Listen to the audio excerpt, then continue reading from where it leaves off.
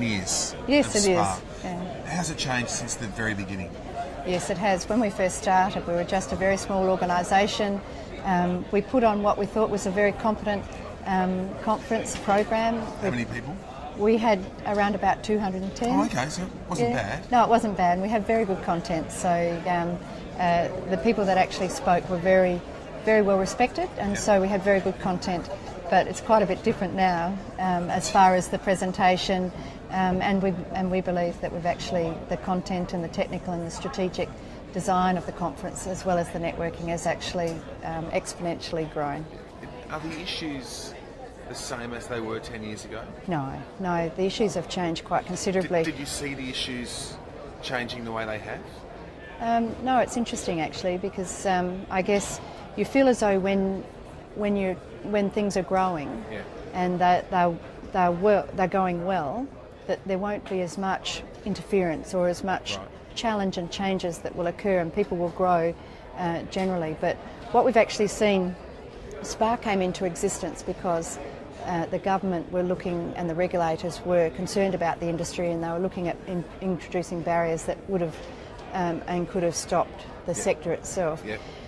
We've come in, and effectively we've been able to help that industry to grow and allowed it to have the opportunity to develop professionalism through our standards and through our consistent development towards integrity. But what's actually happened is that as that industry's grown, it's had more attention, and there's been more attention on, well, is this a cottage industry? Should we look into it or not?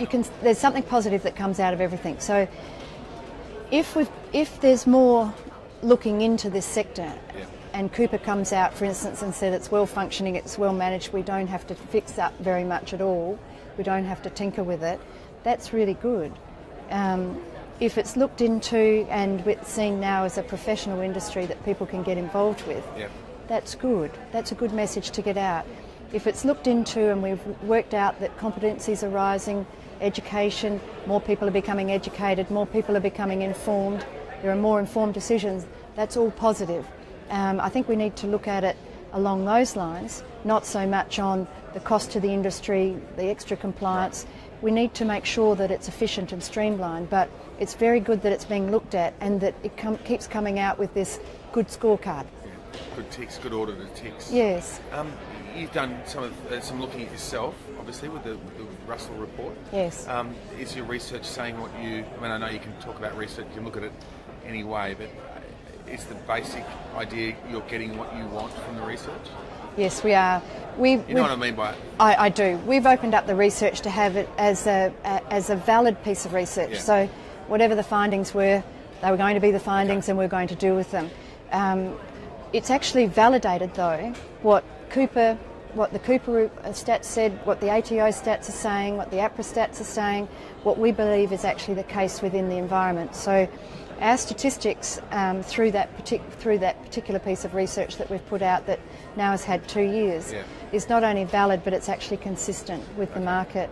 And it's showing trends that when you're in the market and you're working in it, you think is happening, and it's actually proving that those trends are actually correct. So how far ahead do you look? Do you look 5 years or 10 years? Well, we've always looked strategically into the future, and we always look a minimum of 5 years about where we want to be, and often 10.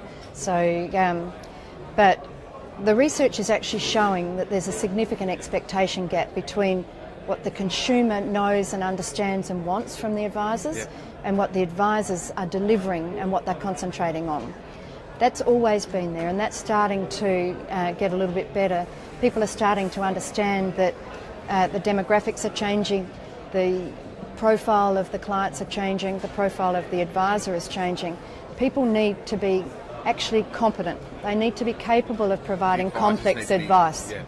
But also the trustees need to have that education. It used to be where you would tell a client what you thought was right and they would agree with you, and that would be that. That would be that. But in the last 10 years, in the last 10 years, that's changed, and it's changed for the good. In the way of that too? Well, media is actually one of the things that came out of the research was that 50% or 52%. It's actually increased this year.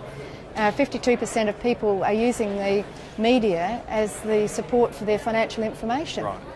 Or even as their financial advisor? Well, as a surrogate financial advisor, yes, on some parts. So it might well be that they've got an accountant, because there's 98% of people that use an accountant or an administrator. Yep. And you know, when you juxtapose, put that next to the financial advisor, in the SMSF world, we've actually increased by 5% over the number of people that are using financial advice for complex or simple solutions. But the market itself, the APRA regulated sector, has actually dropped by 7%. So we've actually had an overall increase of 12% increase in those people just in the last 12 months, of people that are actually using professional advice from professional and specialised advisors. And definitely heading in the right direction. Definitely heading in the right direction. What's your biggest challenge, finally, what do you think? Well, I think the biggest challenge for SPA going forward is effectively what our strategic plan is all around. The industry, government and the regulators know who we are. They know that we're the peak body. They know that we represent this industry. We're a voice. We provide a solution to problems, and that we're actually very much a bipartisan voice and very much an integral voice for professionalism. What we need now is to actually get the market to understand, one, that there are professionals to go to and to build that, and two, that SPA is actually the leader of that and the voice of that. Okay, well, congratulations, you've got your biggest turnout ever. Thank you. You've got all the big politicians here as well, so, yes, you know, another good one for you. Thank you very much, Andrew. It's a pleasure.